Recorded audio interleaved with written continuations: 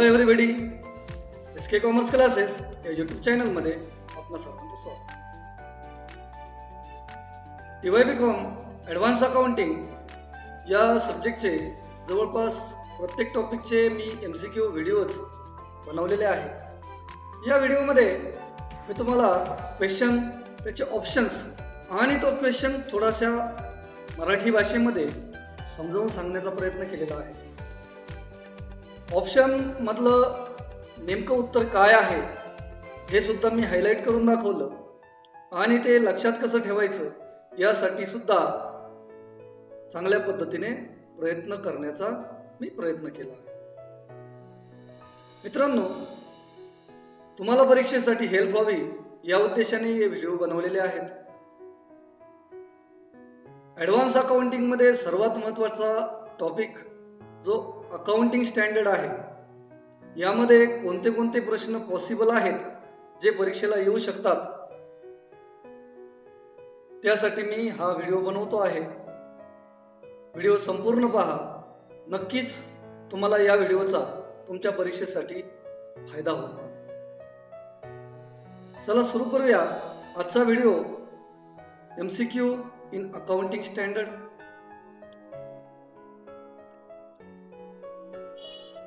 SK commerce classes Sangamner, TYBCom advance accounting, multiple choice questions, accounting standards. Video संपूर्ण पहा. तुम्हाला प्रत्येक प्रश्नाचं मी आन्सर तर सांगणार आहेच, पण ते आन्सर लक्षात कसं ठेवायचं याबद्दलही थोड्याशा ट्रिक्स देणार आहे. क्वेश्चन नंबर फर्स्ट आहे, dash dash are inflow and outflow of cash. मित्रांनो, इनफ्लो ऑफ कॅश म्हणजे पैसे येणे आणि आउटफ्लो ऑफ कॅश म्हणजे पैसे जाणे. इनफ्लो ऑफ कॅश त्याला सोर्सेस असं म्हटलं जातं आणि आउटफ्लो ऑफ कॅश त्याला ऍप्लिकेशन्स असं म्हटलं जातं. अकाउंटिंग स्टँडर्ड 3 नंबर 3 यानुसार कॅश फ्लो स्टेटमेंट याबद्दलचा हा अकाउंटिंग स्टँडर्ड आहे. मग इनफ्लो आणि आउटफ्लो ऑफ कॅश पर्याय बघा काय आहे. Fund flow, borrowings, cash flow आणि सेल्स. मित्रांनो, you can guess the answer because I explain everything. Very good answer, cash flow. Next, proceed from sale of goods, issue of shares and interest received are example of. माल विकलेला आहे, shares issue केले, shares विकणे म्हणत नाही, shares issue केले जातात. मग shares दिले किंवा इंटरेस्ट मिळालं, हे तीनही एक्झाम्पल. या तिघांमध्ये कॉमन काय आहे पहा. तिघांमध्ये कॉमन असं आहे, आपल्याकडे पैसे आले. ठीक आहे, बघा ऑप्शन काय आहेत. Cash inflow, cash outflow, expense आणि प्रॉफिट. काय आहे? Good, cash inflow is answer.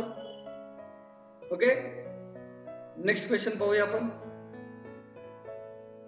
Cash transaction is not involve in the issue of dash dash shares.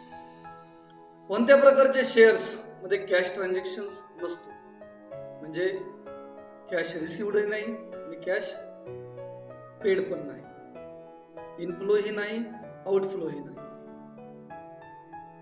Right shares, bounded shares, original shares का बोनस शेअर्स. मित्रांनो, right shares आणि bounded shares म्हणजे काय हे आपण सेक्रेटरियल ऑफ प्रॅक्टिस मध्ये SP मध्ये शिकलेलो आहे. आता ते डिटेल सांगण्याची वेळही नाही आणि मी एवढं सांगूही शकत नाही. तर लक्षात घ्या, कॅपिटल रिझर्व मध्ये जे पैसे साचलेले असतात त्यामधून आपण आपल्या एक्झिस्टिंग शेअर होल्डरला बोनस शेअर्स इश्यू करतो.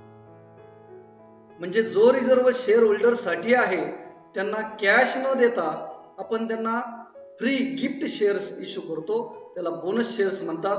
आणि त्या शेअर्सच्या बदल्यात त्यांच्याकडून पैसे घेतले जात नाहीत. म्हणजे इथे आन्सर येईल तुमचं bonus shares. Okay, next question. Purchase of an asset result in dash dash. आपण ज्या वेळेला ॲसेट परचेस करतो, म्हणजे मशिनरी परचेस केली किंवा फर्निचर परचेस केलं, त्यावेळेला काय होतं? कॅश इनफ्लो होतो, इन्कम असतो, कॅश आउटफ्लो असतो, का लेंडिंग असतं? लेंडिंग म्हणजे पैसे उचले ते. ठीक आहे, सोपा क्वेश्चन आहे पहा. ॲसेट परचेस केली म्हणजे कॅश आउटफ्लो असतो. ओके, नेक्स्ट क्वेश्चन पहा. Accounting standard 7 is mandatory in nature and it is applicable to all the dash dash contracts entered on or after 1st April 2003. आता अकाउंटिंग स्टँडर्ड 7 त्याचं नाव तुम्हाला माहिती असेल. त्याचं नाव आहे कन्स्ट्रक्शन कॉन्ट्रॅक्ट. म्हणजे हे ऍप्लिकेबल फक्त कन्स्ट्रक्शन साठीच असणार. बघा, बॅच, कन्स्ट्रक्शन, टेम्पररी आणि परमनंट. मित्रांनो, याचा answer very good, construction. Next question पाहूया.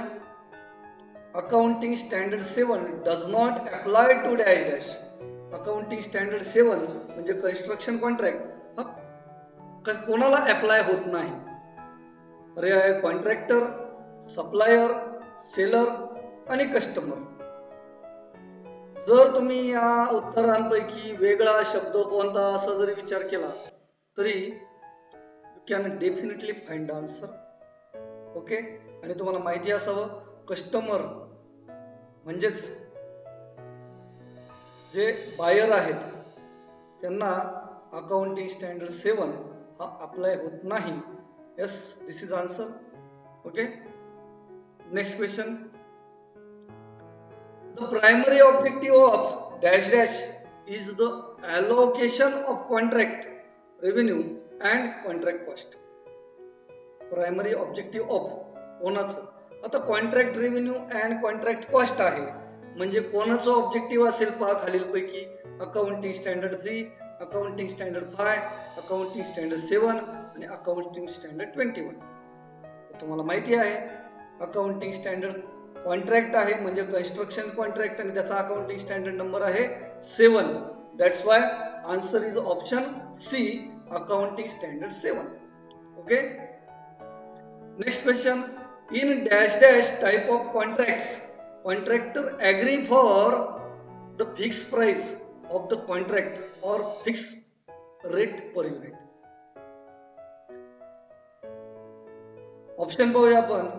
Cost plus contract, fix price contract, flexible contract आणि contributing and segmenting contract.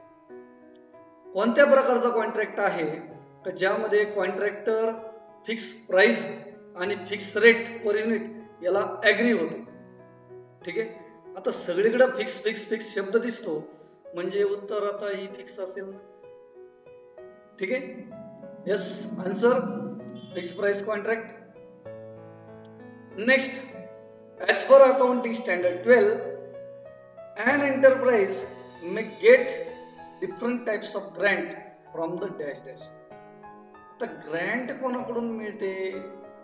Okay, option पाहिजे. बघा, एम्प्लॉई कडून, सोसायटी कडून, कस्टमर्स कडून, गव्हर्नमेंट कडून.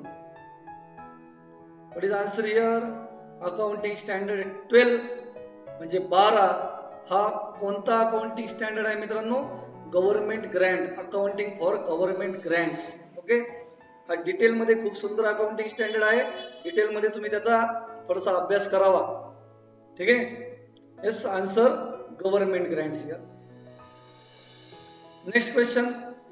Grants in nature of promoters contribution. प्रमोटरचं कॉन्ट्रीब्युशन, प्रमोटर म्हणजे प्रवर्तक, शुड बी क्रेडिटेड टू. जे प्रमोटरचं कॉन्ट्रीब्युशन असतं ते कोणत्या अकाउंटला क्रेडिट होतं? तर उत्तर आहे general reserve, capital reserve, contingency reserve का प्रॉफिट अँड लॉस अकाउंट. आता याचा गेस करून चालणार नाही, ते तुम्हाला माहिती पाहिजे. प्रमोटरचं कॉन्ट्रीब्युशन जे ग्रँटच्या स्वरूपात असतं ते तुम्हाला कॅपिटल रिझर्व्हला ट्रान्सफर करावं लागतं, ज्यामुळे कॅपिटल रिझर्व्ह वाढतो म्हणजेच कॅपिटल रिझर्व्हच्या क्रेडिटला जातो. Okay, Okay, good answer here. Must know. Okay, next question. Dash dash benefits are all form of consideration given by an enterprise in exchange for service rendered by employee under accounting standard 15. Accounting standard 15चं नाव काय आहे बघा. Option investor, government, employee आणि employer. आता benefit कोणाचे असतील. Accounting standard 15चं नावच आहे एम्प्लॉई बेनिफिट, म्हणून इथे आन्सर काय येईल employee benefit. Okay, next question. As per accounting standard 15 pension, gratuity, provident fund are all benefits payable to employee. मित्रांनो, एम्प्लॉईला पहा, तुम्हाला इन सर्व्हिस असताना सुद्धा काही बेनिफिट द्यायचे असतात. आफ्टर म्हणजे पोस्ट सर्व्हिस रिटायरमेंट झाल्यानंतर सुद्धा काही बेनिफिट द्यायचे असतात. तर हे पेन्शन, ग्रॅज्युटी, प्रॉव्हिडंट फंड हे सर्व्हिस मध्ये असताना आहे का सर्व्हिस झाल्यानंतर आहे. कंप्लीट झाल्यानंतर म्हणजे आफ्टर रिटायरमेंट. मग हे जे बेनिफिट आहेत पहा एम्प्लॉईला देतात ते, त्याचं काय काय ऑप्शन आहेत पाहूया आपण. Post employment, pre employment, during service आणि इंटरिम एम्प्लॉयमेंट. आता याचा गेस कसा करायचा. ड्युरिंग सर्व्हिस आणि इंटरिम एम्प्लॉयमेंट या दोघांचा अर्थ एकच आहे, बरोबर. इंटरिम म्हणजे एम्प्लॉयमेंट चालू असताना, ड्युरिंग सर्व्हिस. प्री एम्प्लॉयमेंट म्हणजे कामाला लागायच्या अगोदर पेन्शन द्यायची का, ग्रॅज्युटी अगोदर द्यायची का, प्रॉव्हिडंट फंड का एम्प्लॉयमेंट नंतर द्यायची. Definite answer yes. मुलं काय करतात, प्रश्न वाचतात, अर्थ समजत नाही, मी काय करू, काय उत्तर आहे. जरा जस्ट गेस करा ना. ओके, काय आन्सर असेल मग post employment is answer. Okay, next. Dash dash prescribe the accounting treatment for taxes on income. आता टॅक्स ऑन इन्कम हा अकाउंटिंग स्टँडर्ड किती नंबरचा आहे बघूया आपण. Accounting standard 22, accounting standard 15, accounting standard 7 आणि accounting standard 12. Tax on income, good. 22 नंबरचा accounting standard आहे हा. Accounting standard number 22, tax on income. Okay, ठीक. Next question. A dash dash is an enterprise that has one or more subsidiaries. One or more subsidiaries. Subsidiary म्हणजे आपल्या under, आपल्या control मध्ये असणाऱ्या छोट्या छोट्या कंपन्या. आपण लास्ट इयरला होल्डिंग कंपनी आणि सबसिडियरी कंपनी हे शिकलेलो आहे. मग सबसिडियरी कंपनी म्हणजे ज्या कंपनीचे मोर दॅन 50% शेअर्स हे दुसऱ्या कंपनीने परचेस केलेले असतात. त्या परचेस करणाऱ्या कंपनीला आपण होल्डिंग कंपनी म्हणतो आणि जी छोटी कंपनी आहे तिला आपण सबसिडियरी कंपनी म्हटलेलं आहे. तर तुम्हाला काय करायचं इथे, जी मोठी कंपनी आहे जिला वन ऑर मोर सबसिडियरी असतात त्या मोठ्या कंपनीला म्हणजे प्रमुख कंपनीला काय म्हणतात. पर्याय पाहूया आपण. ग्रुप कंपनी म्हणतात, पॅरेंट कंपनी म्हणतात, हिंदू अनडिवायडेड कंपनी म्हणतात का सबसिडियरी कंपनी. होल्डिंग कंपनी उत्तर पाहिजे होतं का. या चार पैकी काय. Good guess, parent company. Okay, नंतर पुढचा प्रश्न. Dash dash include individual balance sheet, income statement, notes to accounts, explanatory statements and cash flow statement of all the subsidiary company. consolidated factorial statement, consolidated factory system, consolidated financial system आणि government Grant. काय उत्तर असेल याचं. Very good, consolidated financial statement is answer. Okay, असं statement ज्यामध्ये individual balance sheet, income statement, notes of account, सर्व प्रकारचे income statements म्हणजे तुमचे अकाउंटचे जेवढे जे काही स्टेटमेंट्स आहेत हे सर्व शो केले जातात. नेक्स्ट क्वेश्चन पाहूया आपण. A dash dash is an enterprise that control by another enterprises. मगाशी आपला प्रश्न झाला पहा.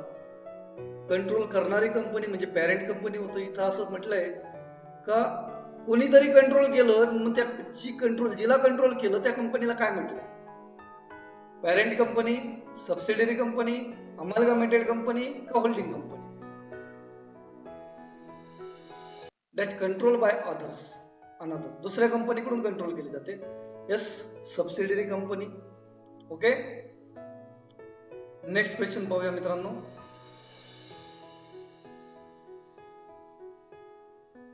Accounting Standard 17 attempt to establish and prescribe principle for dash dash reporting for an enterprise. Dash dash reporting. आता ज्या विद्यार्थ्यांना अकाउंटिंग स्टँडर्डची नावं आणि नंबर माहिती आहेत, काही विद्यार्थी असे आहेत अकाउंटिंग स्टँडर्ड कोणते आहेत हे माहित नाही, अकाउंटिंग स्टँडर्ड म्हणजे काय हे सुद्धा माहित नाही. ठीक आहे, हरकत नाही, परीक्षेसाठी अभ्यास करायचा आपल्याला. अकाउंटिंग स्टँडर्ड 17 त्याचं नावच आहे सेगमेंट रिपोर्टिंग. सेगमेंट म्हणजे लिनियर. ओके, ते काय आहे त्याबद्दल माझे डिटेल्स व्हिडिओ आहेत. पाहूया, annual reporting, segment reporting, period reporting का daily reporting? Yes, segment reporting is answer. Okay, पुढे segment reporting helps the user for financial statement to understand dash dash of enterprise. जे युजर आहेत accounting इन्फॉर्मेशनचे, म्हणजे investor आहे, share holder आहे, financing company आहे, किंवा creditors आहेत, कस्टमर्स आहेत, मॅनेजमेंट आहे, टॅक्स ऑथॉरिटी आहे. These all are the users of financial statements.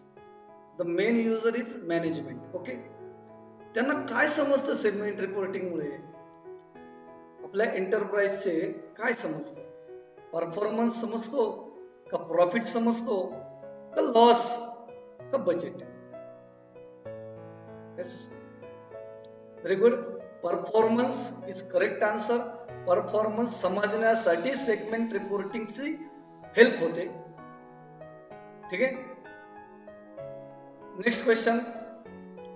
Dash dash is segment revenue less segment expenses. Segment revenue minus segment expenses म्हणजे काय? ओके, पाहूया पर्याय. Enterprise revenue, segment result, segment asset आणि segment report. एकाही कन्सेप्टचा अर्थ माहित नाही. ठीक आहे, टुपका मारायचा. रेव्हेन्यू म्हणजे इन्कम. इन्कम मधून एक्सपेन्स वजा केले तर तो प्रॉफिट असतो. मग प्रॉफिटला काय म्हटलं जाईल इथे? Result. Okay, segment result is answer. ठीक आहे, next. Accounting standard 18, accounting standard 18 नंबरचं अकाउंटिंग स्टँडर्डचं नाव काय असं विचार. Related party disclosure, employee benefit, government grant का accounting for lease? Okay, employee benefit, government grant, accounting for lease का related party disclosure? Accounting related party disclosure 18 नंबरचं काय आहे? अकाउंटिंग स्टँडर्ड आहे. ठीक आहे, next question. Accounting standard 18 related party disclosure is a dash dash to non small or medium companies. हे disclosure हे प्रामुख्याने फक्त मोठ्या कंपन्यांसाठी ऑब्लिगेशन असतं. ठीक आहे, तर त्यांनी सांगितलं स्मॉल अँड मीडियम कंपनीसाठी हे काय आहे? पाहूया ऑप्शन. रेकॉग्नाइज, नॉन रेकॉग्नाइज, मंडेटरी आणि नॉन मंडेटरी. मंडेटरी म्हणजे कंपल्सरी. मग कंपल्सरी आहे का नॉन कंपल्सरी आहे? छोट्या नॉट कंपल्सरी. नॉट कंपल्सरी म्हणजे नॉन मंडेटरी.